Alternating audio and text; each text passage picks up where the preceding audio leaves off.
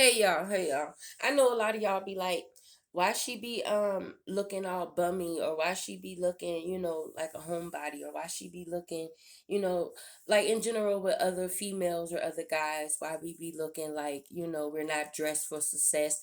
It's because when we do dress for success, that causes a whole lot of different, obstacles in our life of, people are trying to be greedy.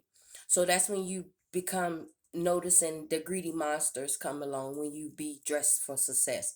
So I think that's a curse and a blessing at the same time, because of the fact that you could dress for success, and you could dress so sexy on social media, or dress you know ravishing and stuff like that. But then you also got to consider, look, if I'm dressing so flashy or extravagant and stuff like that, y'all got to excuse me because I'm country as hell or whatever. But anywho, this is a real topic of how people be like, okay, they judge people by how they look or how they present themselves on their social media, but they not realizing that certain people talk and listen to wise people, wisdom people, people that's been around in the game long enough to know that when you too flashy, that's when greedy monsters come or whatever.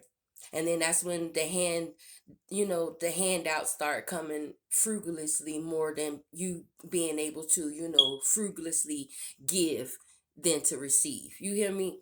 So this is why I, went from, being so classy and, dressing ratchy sometimes, or dressing, sexy, but I was still getting my messages and all of that across. But I also realized that I was getting way more attention with lustful things than more of, um, nurturing and feeding my soul of what I needed for me or whatever. Then I also got fed jealousy, envy from other, females and dudes.